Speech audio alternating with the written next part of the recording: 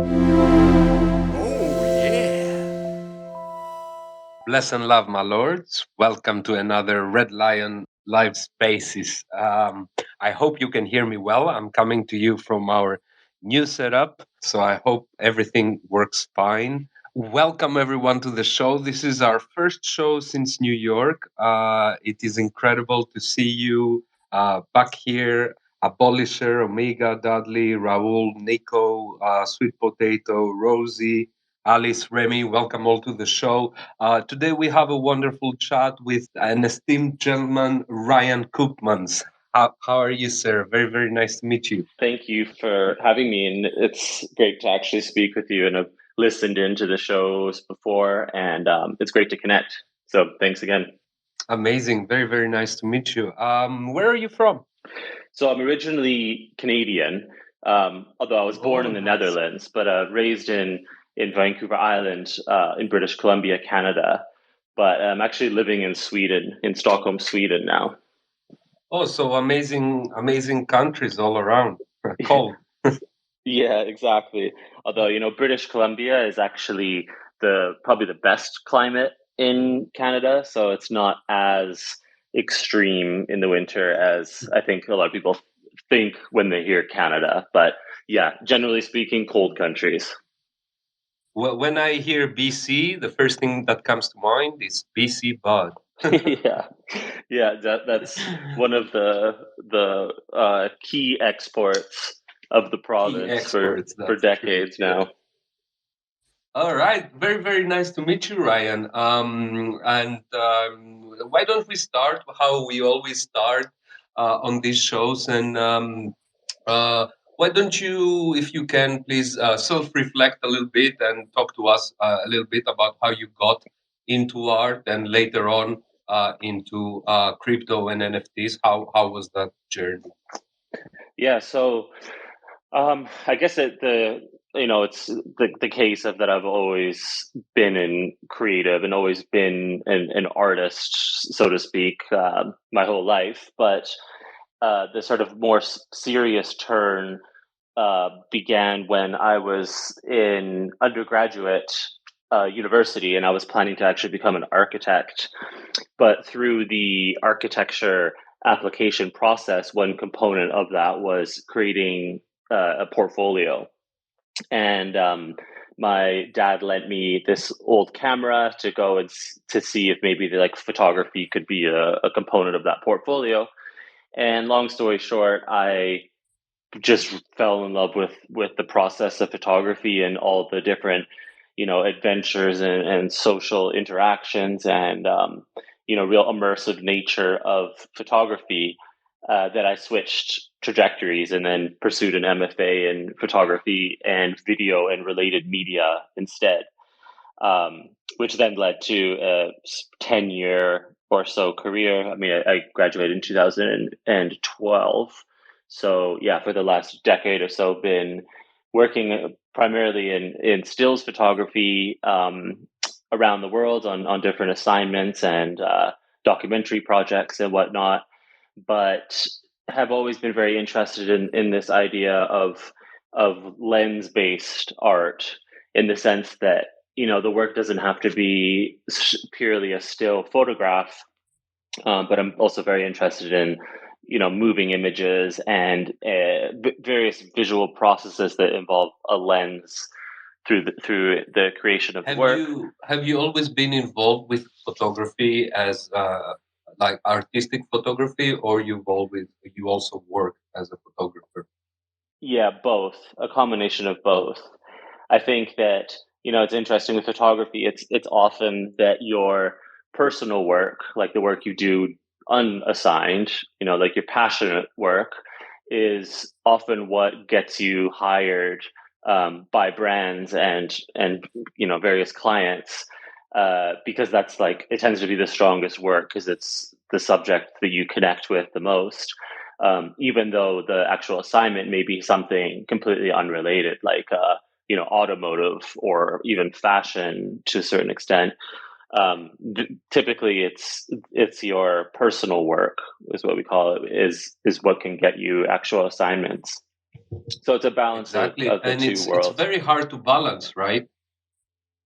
Yeah, Like, for sure. for example, you need all this time to be established in the, I would say, commercial space, but at the same time, in order to be established there, you need your personal work. So, because the companies probably need to say, oh, we got the photographer that does this or from this project or whatever. So I'm Exactly. guessing it's very hard to balance, right?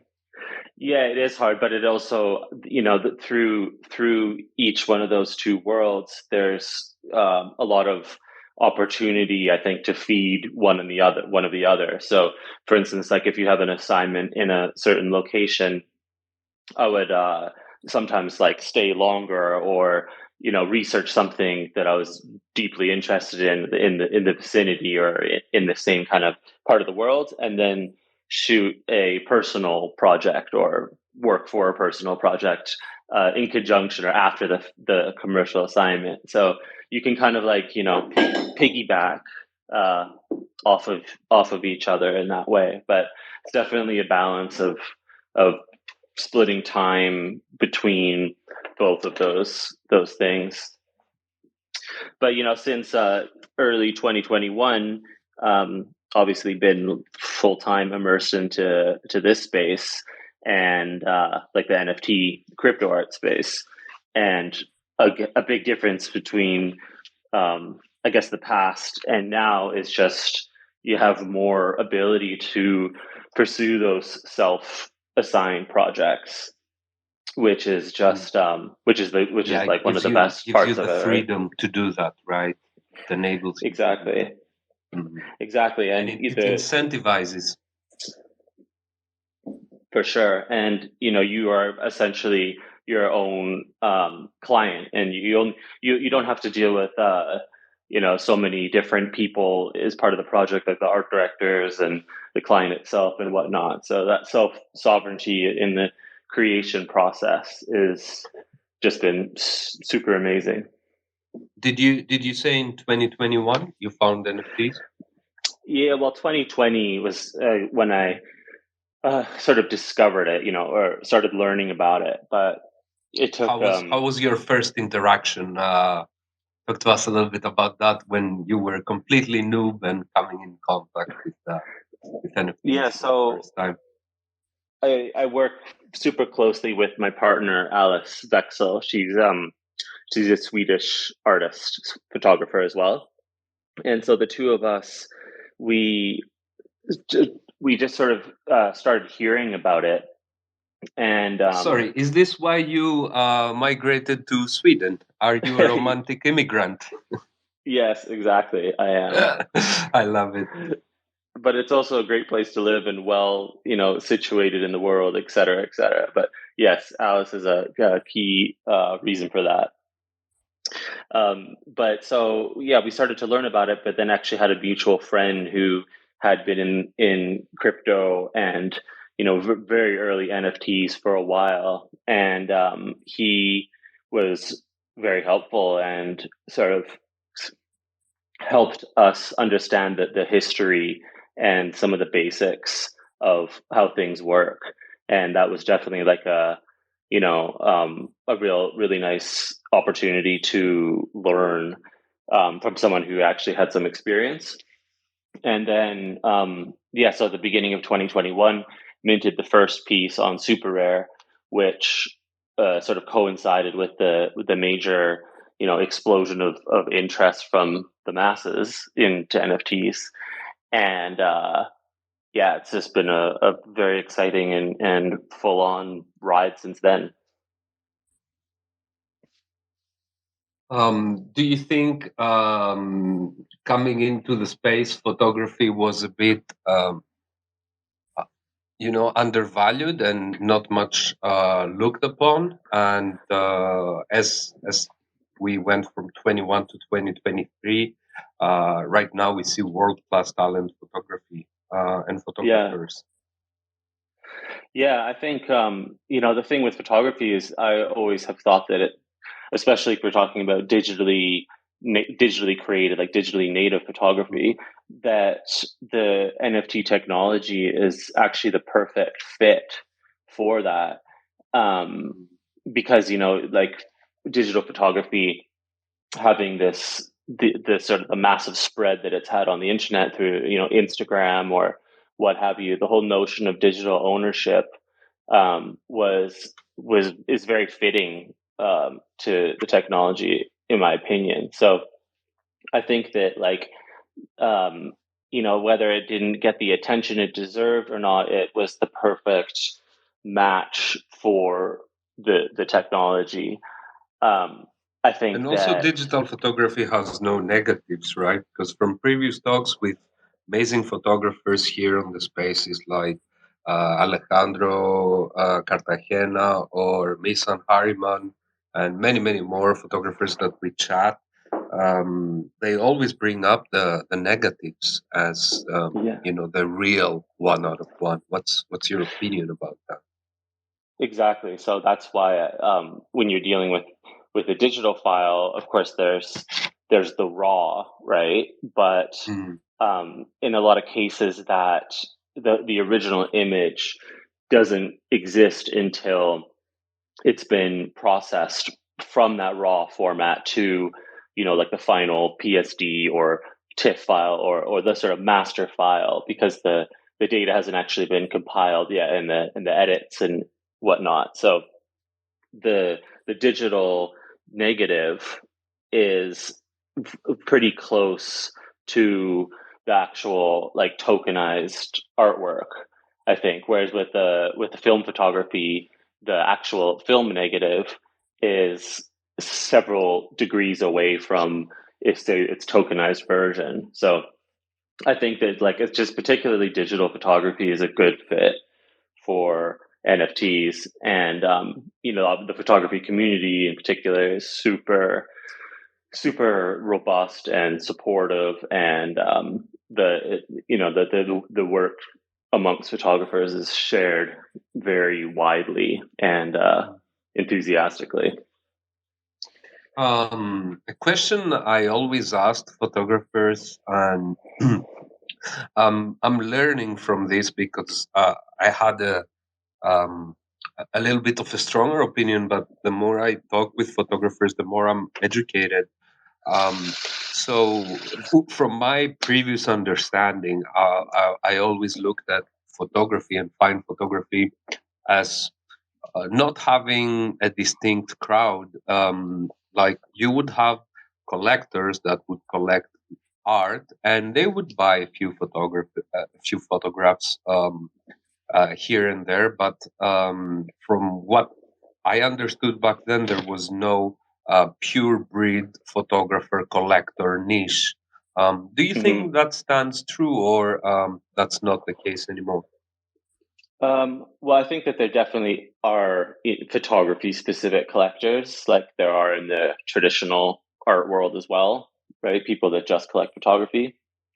But what I've found in the past, just working with photography, especially coming from a documentary focused background, is that for me it just became a bit creatively restrictive, because with documentary photography you're not meant to embellish the image or change anything with it. So over time I started to embrace different tools to uh, to manipulate the images more, and ultimately leading to the work that we release now, where it's actually animated photographic scenes with 3D animation and light and structure and foliage and everything added to the picture. So I haven't actually had to exist within the sort of microcosm of photography collectors and photography in and of itself. But that's why I like to use the term like lens based art, in that it's like a very photographic process, but does sort of straddle the worlds of 3D and photography and animation.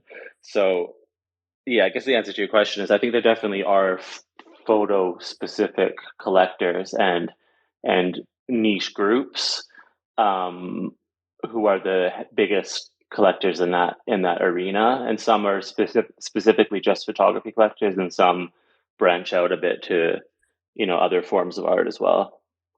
I like the term you use, lens-based art. Makes sense. Yeah, it's actually I attribute it to this who was a thesis advisor of mine, who's well known in like the educational sort of space. Charles H. Traub is his name. He's sort of an old school street photography guru, and I think he's the originator of that term lens based art, Mhm. or at least a major perpetuator of the term. You mentioned documentaries. What sort of documentaries were you involved in? Yeah, well, so documentaries, as in like documentary photo projects, as opposed to like documentary film.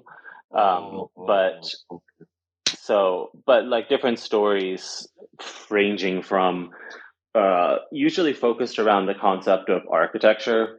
Ironically, like so, I've come very much Mm, full circle from the original interest in architecture to shooting subjects or shooting it as a subject matter. But the way that cities are built, whether it's in northern Iraq and Kurdistan, I did a project about the building of Erbil, to covering the conflicts in Ukraine and Kiev uh, from 2014, as well as more traditional photojournalism coverage like the Olympics and whatnot. But yeah, whenever it was I found a story that was based around the built environment and some kind of architecture, urban planning related phenomena. That's typically what catches my eye, whether it's the post Soviet world or Asia or places where there's like rapid change in mm. the landscape in particular. I was just watching a video, I think yesterday, for a photographer that was using drones to photograph and scan buildings, and he would then edit the photos as one image, and you could see the building without any distortion because you always look at it from the bottom up, right?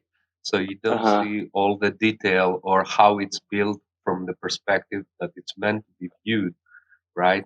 And also they were Cool. saying about like all this incredible detail about like the sculptures they have on the top and the people that were like meticulously sculpting like finger or like all the details on an eagle, and like nobody would ever see it, right? Yeah, that's And so interesting. yeah, it is, right? Yeah, it was it. So did they? Was the final image like an actual 3D model of the building, or Yeah, just it is a different photo, perspectives? but it looks like you're looking at it and you are, I don't know, super tall. I see. And Super you cool. can see it properly, right? Yeah. So one other thing, which is like pretty new, but Mhm. which is the next piece that I have coming up actually, which I'm really excited about, is using the Mhm. process of photogrammetry. So you like scan the building essentially through pictures, and then they all are compiled together, composited together, and form a actual 3D model of the space. Oh wow! So that way, like in the this piece is going to be called Sanctuary. There was the typical like two-dimensional representation of the space, but then you also be able to actually walk into it in like an immersive way because I've scanned the Also, whole you inside scan of the this interior. interior as well. Exactly. Yeah. Wow! So it's quite a process. Like it basically takes a lot of images and computing power to compile everything. But it's the results are pretty mind blowing because you really get that from at least you get to see everything that you could if you were in there physically, and a lot more than you get in a typical two-dimensional image. So kind of reminds Yeah. me of what you're talking about from that drone from above, is the way those details really come to life. What you said reminded me like a movie. I don't know. It was a sci-fi movie. They had like these drone balls that they would fly, and I don't know. They went into a cave and they mapped the whole thing. It was so cool. Okay. Yeah, for sure. And that, like, the ability to do that and the Mhm. quality that you get from that is one of those things like, similar to AI, where it's just improving so rapidly and so dramatically in recent years. So Besides it's the like, artistic beauty, probably there is also an application for that, right? definitely, and I think Mm. that's like with like the original sort of use case of the technology was like scanning old tombs or part like undiscovered parts of pyramids and more like archaeological anthropological use cases. Yeah. Um, so there's different techniques. There's like laser scanning and whatnot, but the ability to do it with a bit more of a focus on resolution and image quality as opposed to like just measurements in geometry has opened up a lot of amazing opportunities from the artistic perspective. For sure, man. It sounds really, really interesting. All of that. It gives me sci-fi vibes. Definitely. And It is even the with like the future. iPhone, there's Mhm. like some pretty good scanning with the phone, like more for smaller objects.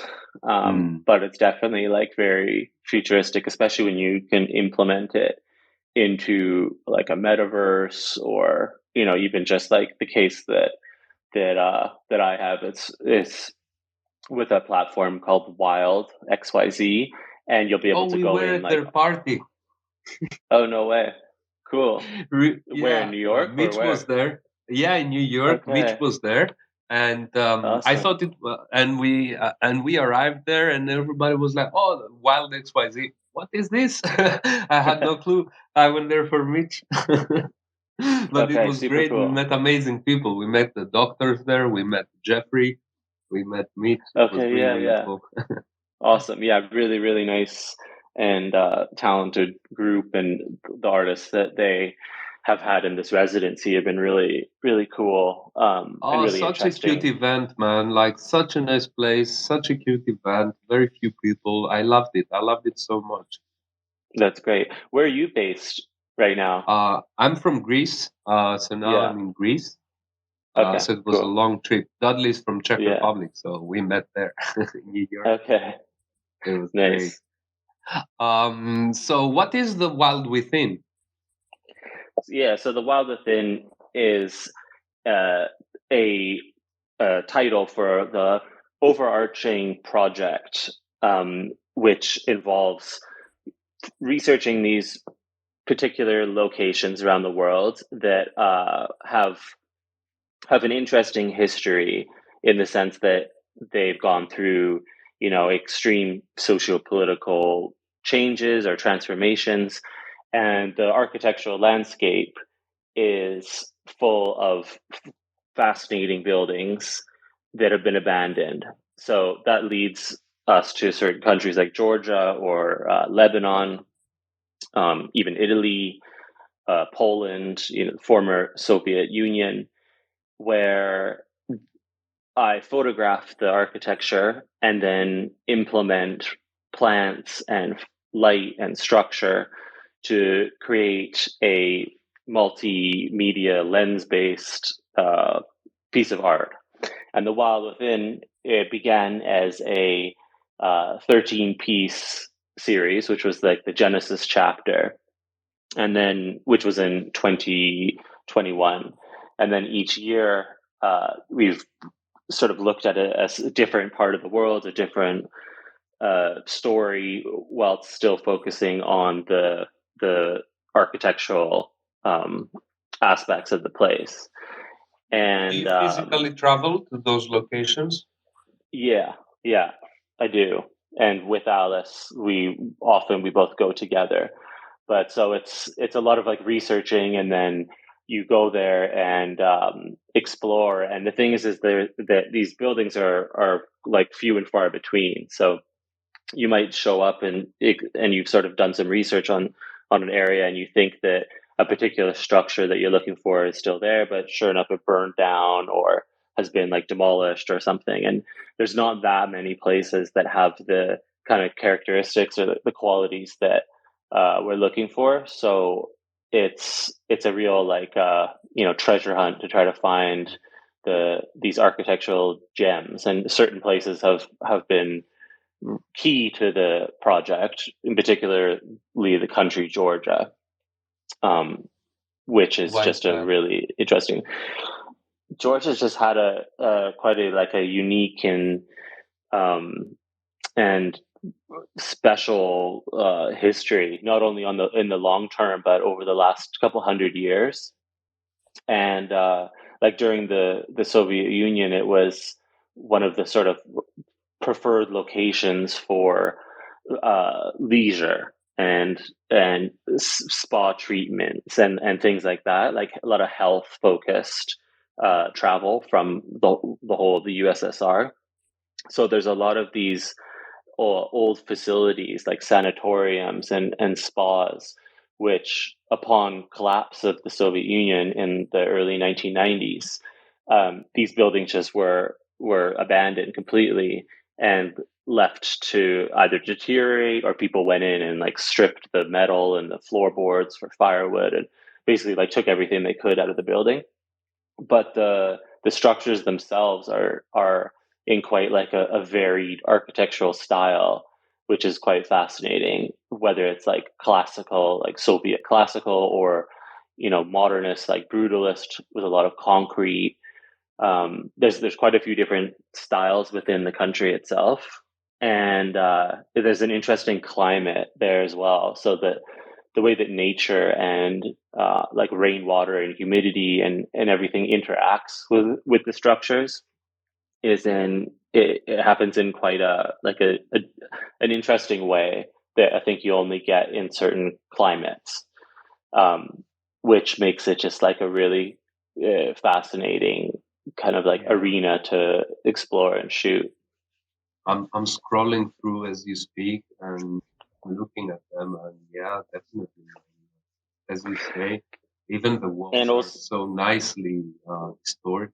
Like, yeah, it's one of those things that like even when you've tried to like emulate textures like that, it's very hard to through like 3D software or whatever, to try to replicate those real markings of time that you get in a from a building or a ceiling or a wall that's had decades of water damage and moss and all those things actually growing on it in an authentic way. So the textures of the buildings are really something special.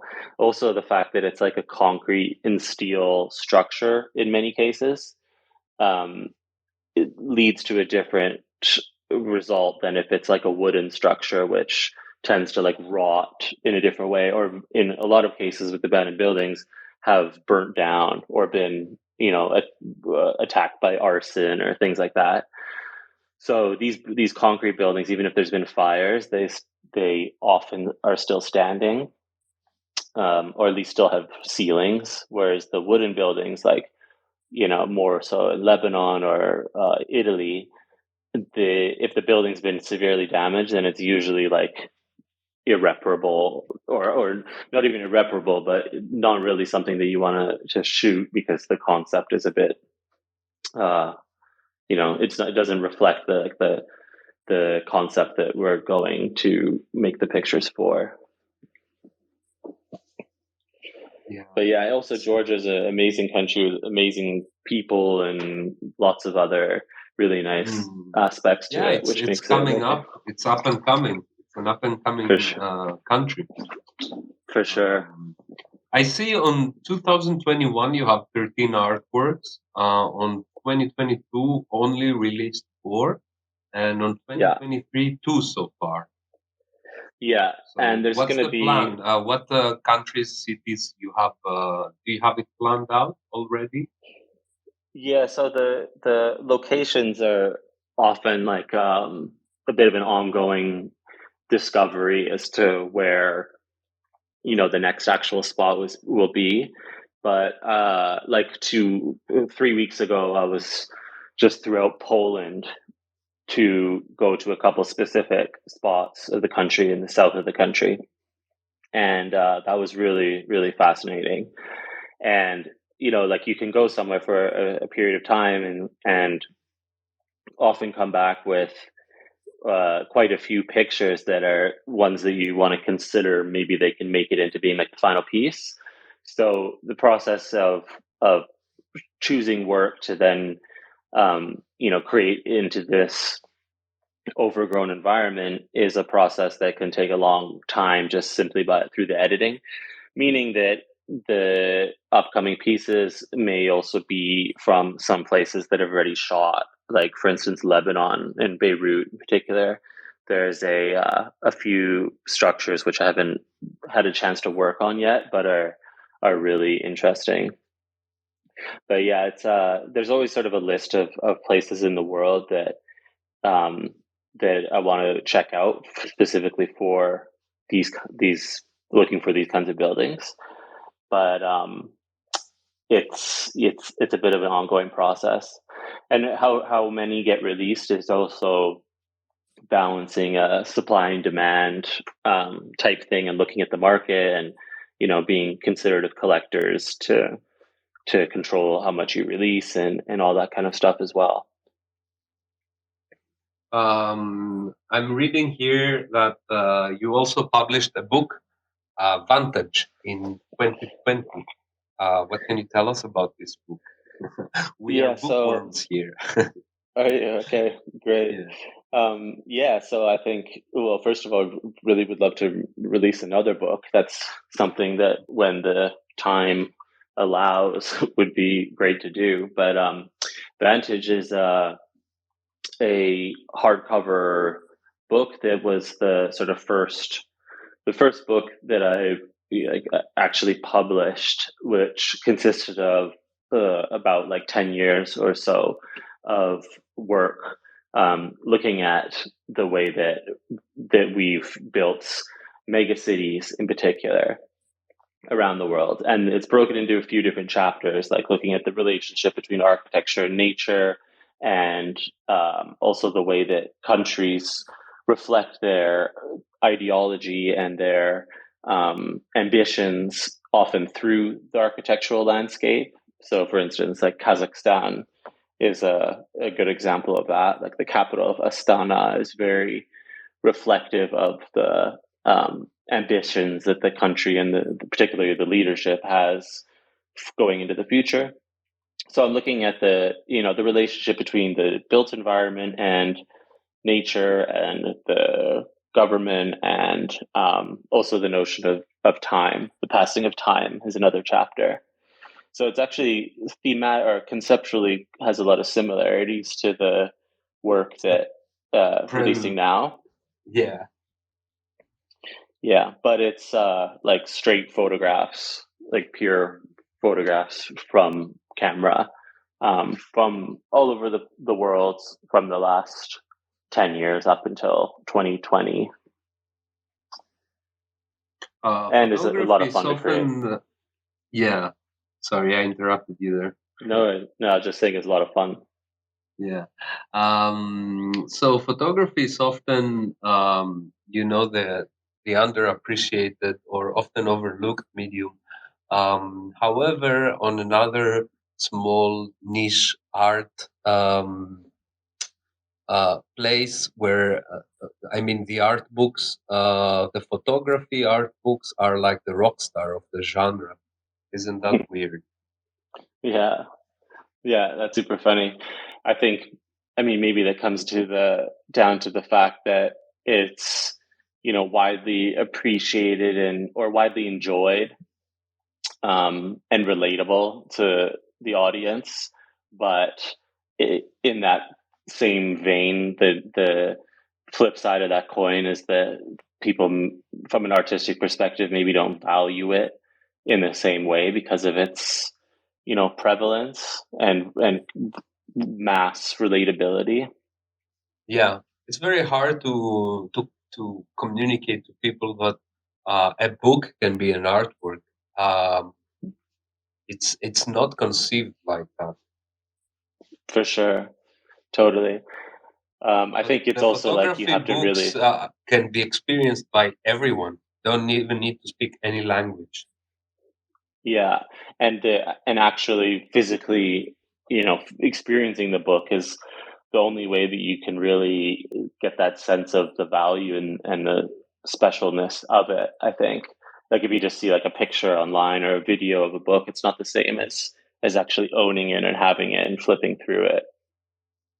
Yeah, but also there is the digital books are offering a different kind of value, a different type of experience that you couldn't have with a physical book. So I also love that.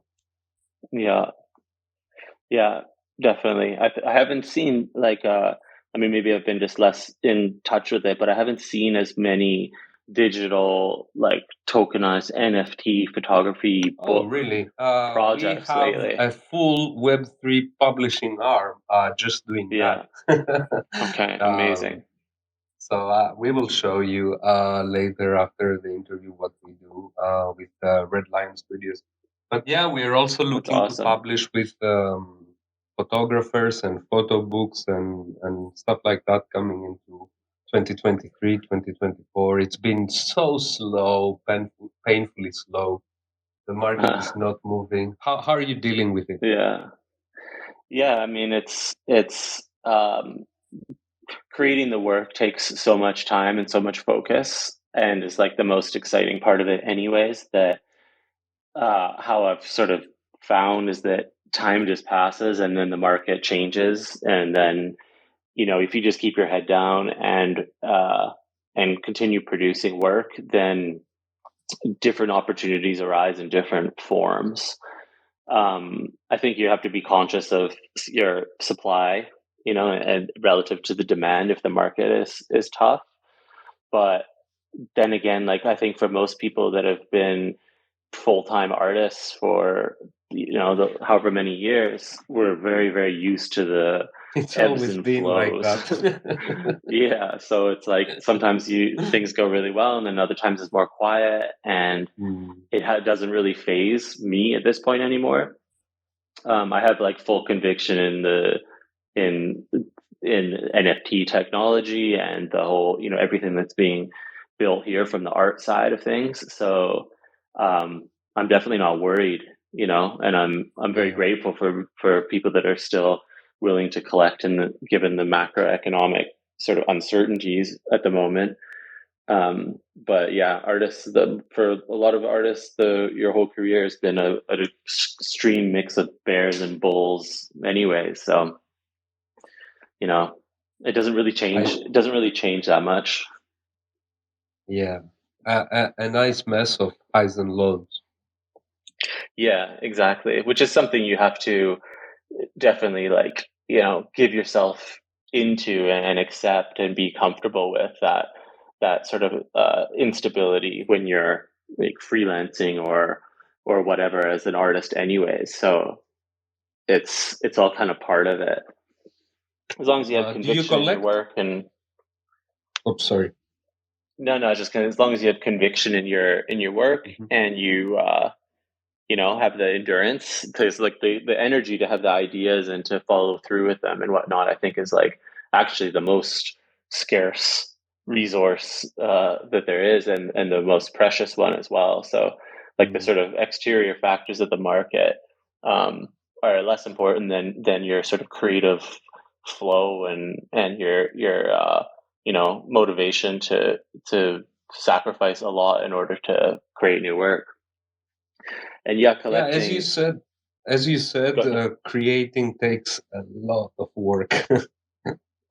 Yeah, and it Yeah, takes a it lot does. out of you. Yeah.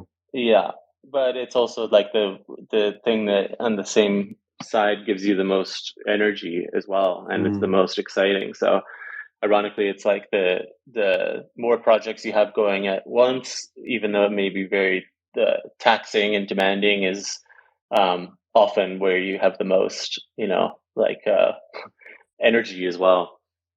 So, but yeah. it's also obviously important to really just like focus on specific things as opposed to just like high volume amount of work, but Mhm. really digging into it and fully immersing yourself in the project is the way to go. As I'm sure you feel the same way. Yeah. It is a bittersweet journey. I always say to the team, we will be looking back at these times with thinking how romantic and fun it was, but nobody Yeah. cared, you know. But it's not really. Yeah, It is painful, you know. it's just for sure. uh, it's just you know, tightening the fist a little bit. It's cope. Yeah, and it's also like it's nice that the sort of bubble is small in some ways, but of course you want it to grow and bring in more people. So there's a there's a compromiser and sort of catch 22 with that situation as well. Yeah, it's a chicken and the egg problem. Yeah, yeah, So, do you collect? What do you like to collect? yeah. So I mean, there's certain artists that I really have. First of all, have liked long before NFTs. You know, artists that I deeply respect their practice, whether it's Ruben Wu, who's you know, the photographer, just shoots the landscapes, as you're probably familiar with, as well as various 3D artists. I'm really excited about generative art in general. I think that's has a really interesting and promising future, seeing as it's so closely aligned with the actual technology itself. Mm. So, you know, like art blocks and certain projects that I can't afford that would be really nice to have, or some of my favorite ones. But uh, yeah, like I think I've actually, you know, aside from the example I just gave, like Ruben Wu in particular, photography is not something that I've been hugely drawn to. Ironically, myself, I've always been a bit more into sculpture or architecture or abstract painting, but I can definitely appreciate, you know, what goes into making a picture, and like it's fun to support, you know, your peers and whatnot as well, especially when they make great work. But yeah, so it's Mm. sort of across the board with different things, and have dabbled in the collectibles as well in the past, and sort of early on seeing how those different communities built themselves up, and the whole network effects and all that has been very, very interesting, and I think beneficial even for the art side of things, to sort of observe and understand how that whole side of the NFT world has grown and developed, and various things that it's faced, be it negative or positive. Yeah. Um, let's What about open you? up the floor. Sorry, I was going to say, what about you? What if what do I sort of collect? Oh my God. yeah, what genre are you most drawn to? 90% of my wallet is trash, and Yeah, 10% it's cool stuff that I liked and I bought, and it's from pretty much every every genre and niche that I come yeah, across. I really like, and I go and mint, and this is how I got squiggles early and punks and stuff yeah, like that, because I was there, I was interested, and you know, I supported. Like when I was minting the squiggles, I have said it a lot of times. I was like, "Yeah, let's support Snowfro, man. That art block is a cool project."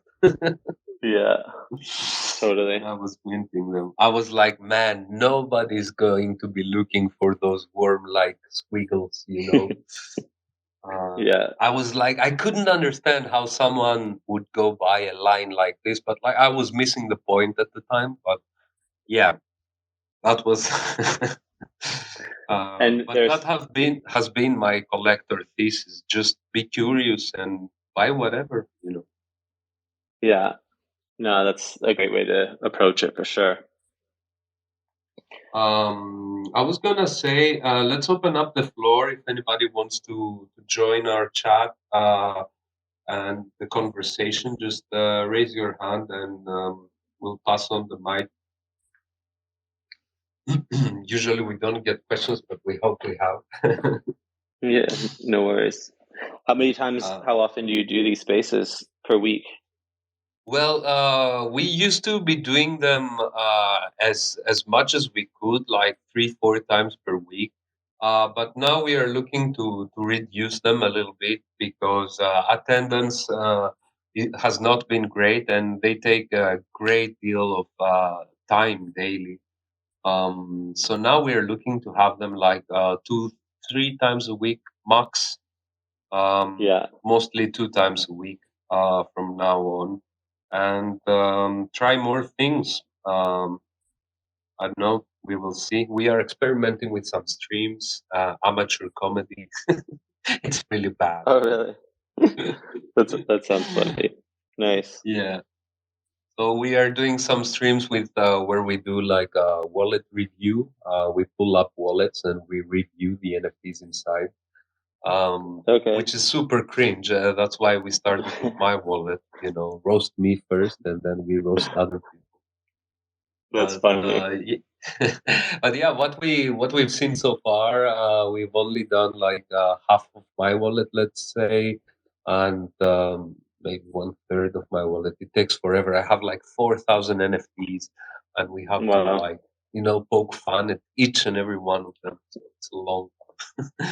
Yeah. But yeah, we also did a little bit of Anonymous, one of his wallets, and he had great stuff in there. I mean, much better than I do. So That's good. That's a fun idea. yeah, it is fun. So we will see how it will develop. Right now, on Wednesday, I'm going to Lisbon, try to secure us a spot there. I don't know. Are you joining Lisbon in June? Yeah, actually, I will be there for the NFC Fantastic. conference. Are you exhibiting somewhere? No, I'm not that's been planned yet, but of course I'd be very willing to. I need to reach out to them and see if there's any Oh no, you don't have to opportunity do to it do so. on the conference. Nobody goes there. I mean, on a side event or something. Let me get there. Yeah. I will Okay. DM you. I will DM you. I will be like, Ryan, we have an amazing space. You have to come with us. Yeah, Because that's how we that'd be did it awesome. also in New York. I was speaking with Food Masku. You made the connection, and then I was in the say, Pops, come. It's gonna be great. But it That's was it awesome. was a good event, man. We had a lot of fun. Did you join New York? Yeah, I did actually. Last minute, I wasn't expecting to make it, but I did, and it was awesome. It was amazing. I mean, New York at that time of year is like super the best time of year, And the and weather was amazing. yeah, it was really nice, and it's good. I thought this year was really good. It was basically just like a lot of meeting people one on one in small groups and events and whatnot. But it was really nice. But I was in Lisbon If also last year, which was mm, Lisbon was great. yeah.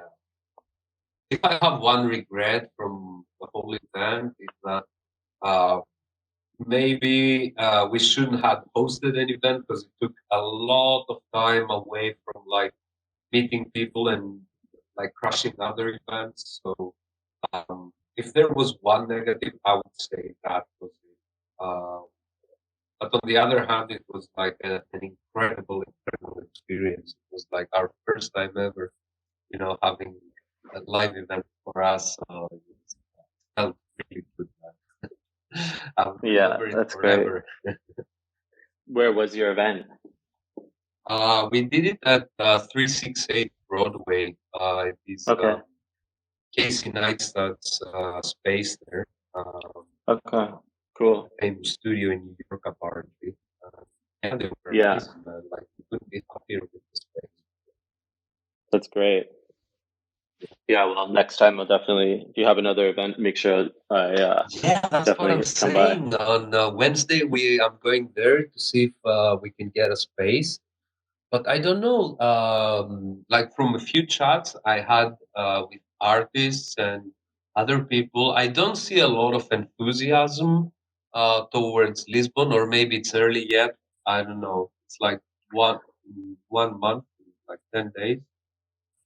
Yeah, I mean, amongst I'm in some of the different super rare chats, and there's actually a pretty good amount of the artists who are going and are or planning on going more than there were last year. Like last year, it was I didn't know that many people, but this time it seems like there's going to be quite a few. Like there's some, I think maybe more panels with photographers and that kind of thing. So I And don't a know, lot at of least people from my FOMO last perspective. minute.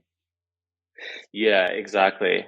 I think also because NFT Paris was apparently such a success that a Oh lot of people wow, missed yes. that, so they don't Oh want to miss yeah, it was Lisbon. such a vibe, such a vibe.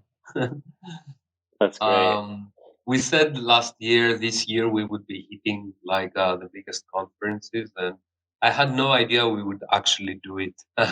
So it feels amazing. Lisbon will be the third one this year. I think maybe one more towards the end of the year, somewhere exotic. And yeah, What about Miami during Art Basel or just before Art Basel? yeah, Miami's cool. I always love it there, but I've never been in a conference. It's a little far No. away. Maybe we can do it. When is that? When is that? I think it's, I don't know the exact date, but it's usually the beginning of December. I think it's like maybe the first week of December or second week of December, first 10 days of December.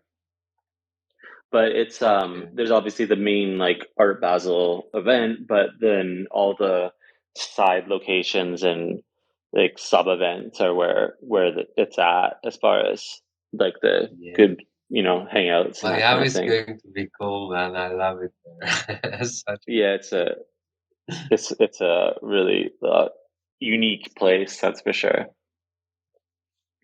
A lot of yeah. crypto sort of people based there as well, so there's Mm. like a bit of that Well, that's also crossover. for Lisbon. I was looking Yeah, for accommodation. I was like, when did Lisbon become €100 a night city? Lisbon used to totally. be cheap.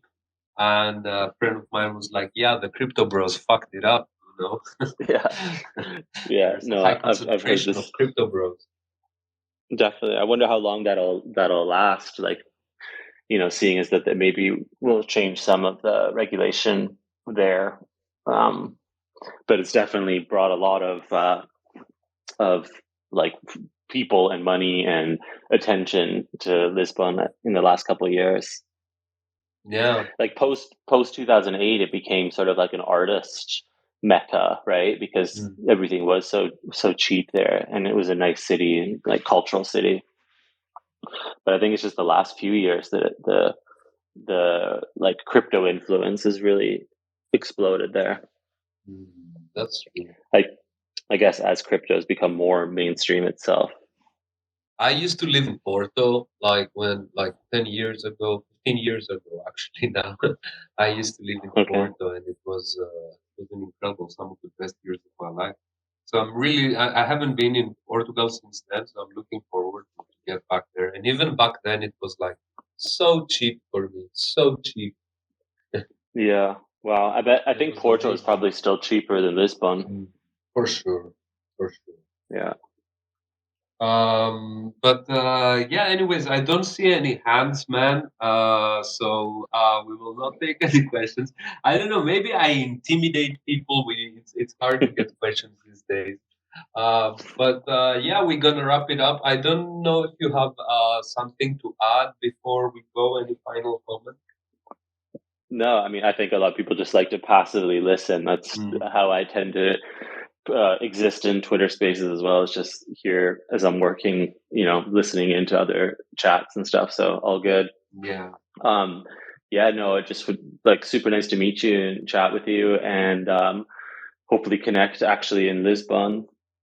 And yeah, thanks for your interest in the work, and I'm super excited to have this new immersive space come out, which I think people will find really interesting because it's you literally get to like walk through the building, which is, at least for me, super fascinating. So yeah, I'm excited about that, and thanks again, and stay in touch and reach out anytime. And that goes to people listening too. If you ever want to connect, like my DMs are open to chat or give feedback or, answer questions or whatever, however I can be of help. Amazing to meet you, man. Such a nice vibe, and I hope we catch you this time in Lisbon and get to meet IRL because we've been around in New York, in Paris, and now Lisbon. So we have to make it happen Exactly. for Cool. sure. Thank you and have a great rest of the week. Thank you. Thank you for coming in, Ryan. Everybody, thank you so much for listening. Go check the Wild Within XYZ. Give Ryan Koopmans a follow. Amazing artist. Check out his work. All links are in his bios. We have the Gazette is out right now, and we have another Spaces coming up in 2.5 hours with our art artist, Les Cojumelos. Thanks everyone for listening. It's been amazing. We take a bathroom break for 2.5 hours and catch you back in. Take good care. Bye bye. Thanks. Bye bye. Thank you.